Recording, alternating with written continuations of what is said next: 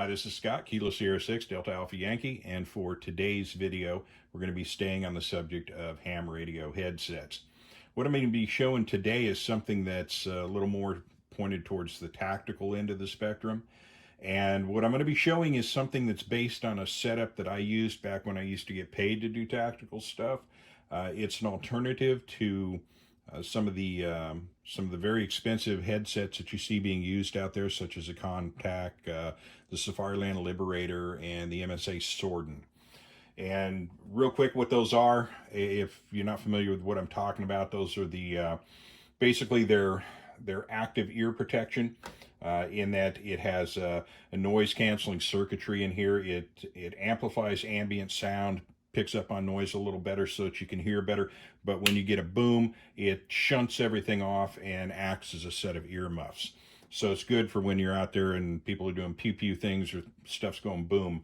And what they usually have, well, you can get them just as ear protection only, but they have a version of it that has a boom mic, and it has a 1/4-inch plug, and then it goes to a push-to-talk interface that has some kind of plug set for the particular radio that you're going to be using.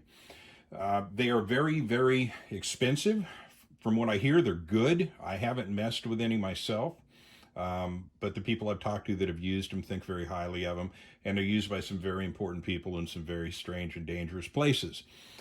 It doesn't necessarily mean, though, that it's the best piece of equipment for your typical ham radio operator, or even the people that use ham radio as an additional piece of equipment for other things where radios can be useful. And so what I have here, and back real quick, what I mean by expensive, let me break that down super fast. Last time I priced Comtacs, okay? The headset alone was like $800, and the interface, which was the basically interface between the radio and the 1/4-inch plug going into the headset, includes usually a thing called a puck, which is a push-to-talk button, or you have a unit where you use a thumb-actuated button to talk. That particular unit can be $300 to $400. So you're talking with a headset, $800, push-to-talk, we'll call it $400. That's $1,200. You get into any upgrades like the gel ear cup pads, you can pretty quickly, with taxes, shipping, everything else involved, you can be talking about something in the neighborhood of $1,500. And a lot of times, I don't necessarily think that's money well spent. At least it's not for me. You know, you do what you want. But I wouldn't advocate anybody to go out and throw $1,500 down on a headset. I definitely wouldn't then suggest that they plug it into something like a $27 Baofeng UV5R. You will see that, though. And admittedly, some people have found some units on sale on eBay or through whoever, and they get them on the cheap, and they can hook them up, make them work with Baofengs, and that's fantastic. But honestly, what you're seeing most of the time when you see these headsets being used with those types of radios is those are airsoft replicas. You can find them all over Amazon. They're in about the $80 to $100 range. They look like a Comtac. They do have a certain amount of functionality, although they're not really intended to be used for what they call real steel purposes. They're intended to be used by milsim guys that are basically out doing kind of some role-playing stuff. And that's fine for what it is. Hell, I've even seen them take, they have a unit where you can get, it looks like a PRC 152, which is the Harris radio that the military is using. And it's a housing that you can actually mount a Baofeng radio in. And again, no real practical purpose for it, but in terms of milsim, it's good for them. But just don't get confused about something that's intended for airsoft and using that in an actual hazardous situation. So what I'm going to present to you is something a little bit different. And it's going to have some, I think in some ways actually better than the headsets with the boom mics, okay? Because this is not only inexpensive to start with, it's scalable and it's multi-purpose. And this is very similar to the setup that I used back when I used to get paid to do tactical stuff. I ran a tactical team for a sheriff's department. Our specialty was jail operations, and we did things like cell extractions, riot control, disturbance control, hostage rescue, high risk inmate transportation, basically a SWAT team for a place of bars. But one of the things that was always a consideration for us, and it's actually a valid consideration perhaps for you too, was that anytime we were operating, there was a pretty good certainty that there would be a lot of chemical agents floating around in the air. So pretty much everything we did, we had to work around the concept of wearing gas masks. And one of the things we found out right away was using any kind of a boom mic with the gas mask that we were using was problematic in a lot of ways. It was kind of okay if you were using an M17A1 gas mask. We were still using those back then. Then there was the conversion, because the filters were no longer available for those. There was a conversion over to at the time, the current mask was the M40A1, which was a side canister gas mask. And now the current issue gas mask and most of the masks you find out there are side canister. And what that means is, and I sort of wish I had brought my gas mask out to show you. But so if you picture, this is the right ear, left ear, face, nose. You've got the gas mask, and you've got this very large canister that's going to be off to the off side so that you can cheek the weapon with the other side. So if you think about it, if you've got, this is over your ear, and just beneath that you've got this giant gas mask canister, how's that boom going to get over in front of the mask so that you can speak? Because there's a little, if you've ever messed with a gas mask, there's a little, almost looks like a speaker. It transmits vibration through there so that you can actually hear the spoken word. And it's not even terribly effective, so even that's a hindrance. Now you can't get the boom mic anywhere near it. You got a problem. So real quick, what we went to was throat mics.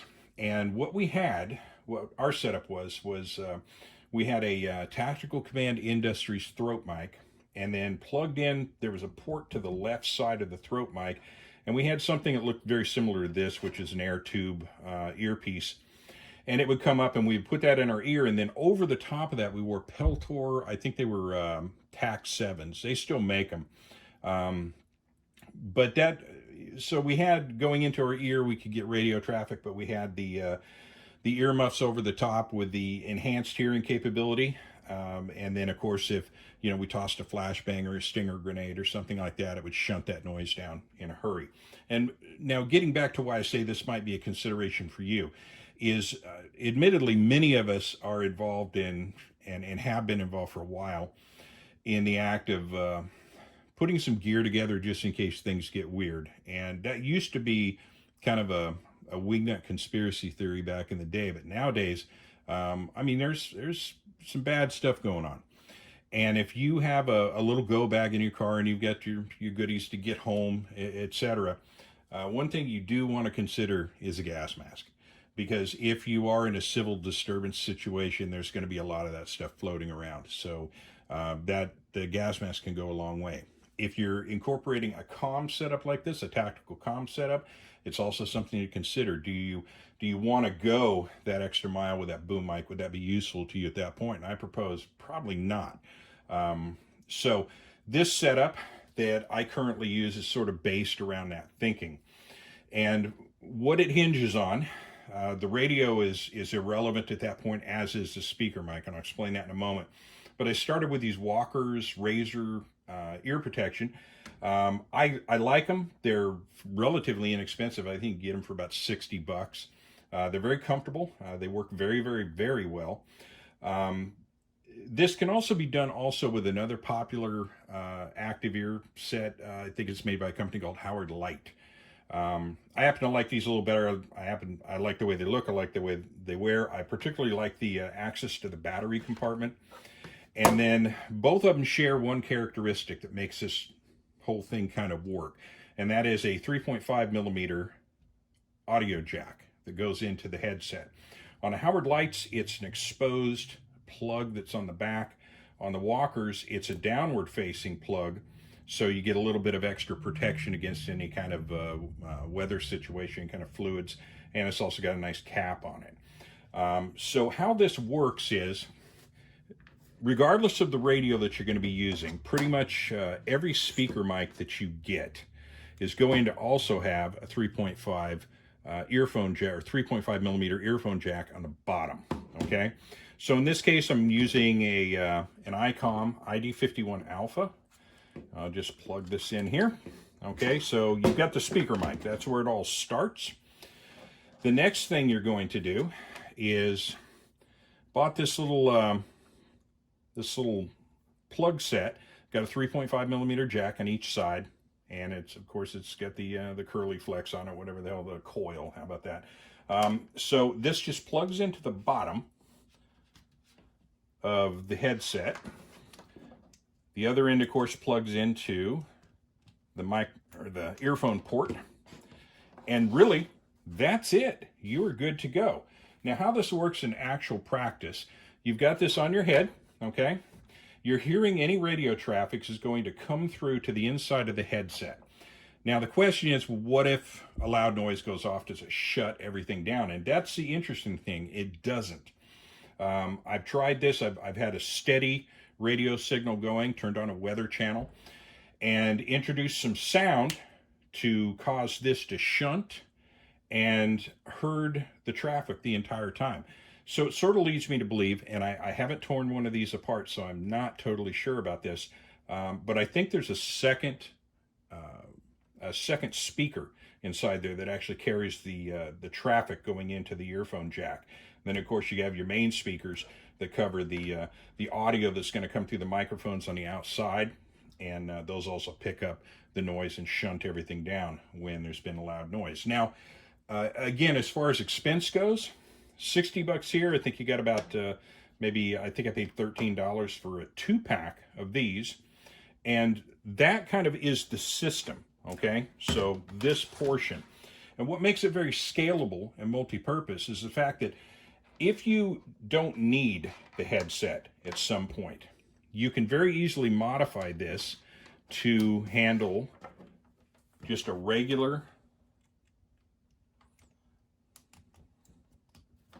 you can modify that to handle something like this air tube system, or just a regular earphone, and then you can pack these away until you need it. There are a number of reasons why I'd like to do that. I don't necessarily always want to be wearing the headset. I'm only going to use that when it's absolutely necessary, if it's a loud noise situation. Otherwise, I actually don't rely too much on these. Some people put a little bit too much importance, I suppose, or attention or focus or what have you. The words escape me at this point. They buy in too much to the enhancement properties of this. You turn this up and you can hear somebody whisper 20 feet away, and you can. But here's the problem that I sort of run into with this, is unlike your naked ear, over years of just being a human being on the face of the earth, if I hear a noise to my left, my ear kind of tells me if that's anywhere from the 6 to 12 o'clock position on the left side. The problem with these is because they're taking all the information in from this single source right here and then transmitting it electronically to your ear. That's sort of an unnatural sound pattern. You can tell that it's coming from the left, but you can't necessarily tell where exactly from the left it's coming. So in a situation where things are nice and quiet, and I need to have all of my senses available and be listening very closely, I'm not necessarily going to want to have this on my head. There are times when it's radically important that it be on your head. Especially in very noisy environments, crowd environments, for instance, where there's just a lot of cacophony going on. One nice thing is you just turn this all the way down and hear nothing but radio traffic. So it's helpful in that circumstance. And of course, for things like a range setting, anytime that there's any kind of gunfire going off, it pays huge dividends at that point. But as I said, this is totally scalable. And another thing as far as being multi-purpose, because this doesn't rely on a particular interface to communicate with the radio. In other words, I can substitute this ID51, I can pull that aside, and I can bring out an Anytone 868, which has a different plug set on it.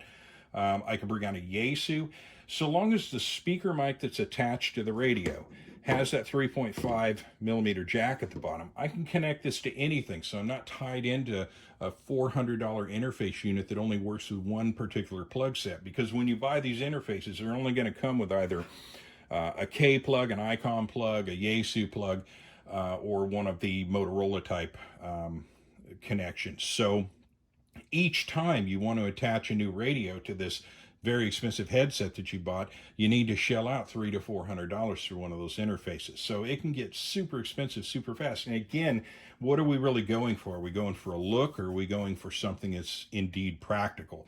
Because the only thing missing from this equation is this boom mic.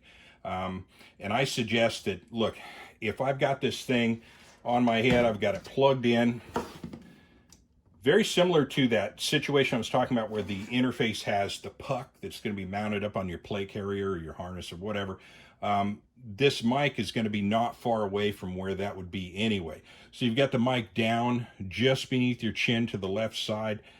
You hear your radio traffic come in, you key up, you talk, you're good to go. It works not that different than if you had the boom mic in front of your face. You still at some point have to take one hand off and press either a push to talk or press a speaker mic. The results are pretty much the same though. If you had to and you had a gas mask situation, real easy to bring the mic right up in front of the mask and talk right through it and get through nice and loud and clear. So it's an approach, it's an idea. Like I said, the whole thing is expense-wise, you could easily, if you shopped around wisely, you could get into this for well under $100. As a matter of fact, even if you didn't shop around, because if you pay $60 for that and you've got 13 into this, you're only at $75 anyway. The earpiece, if you don't have one of these aren't very expensive. I think you can get these for around $20. And really, that's about it. I'm not going to go on much longer. I've prattled on way longer than I expected with story time here. We're at about 16 minutes. So I am going to go ahead and bring it to a close. Thank you for indulging me. If you made it all the way to the end, I appreciate it very much. I've never said it before, but I'll say that like and subscribe thing. That would be kind of nice. Share this with someone else if you think they might find it interesting. And with that, I will bring it to a close and say 73s, Kilo Sierra 6, Delta Alpha Yankee, clear.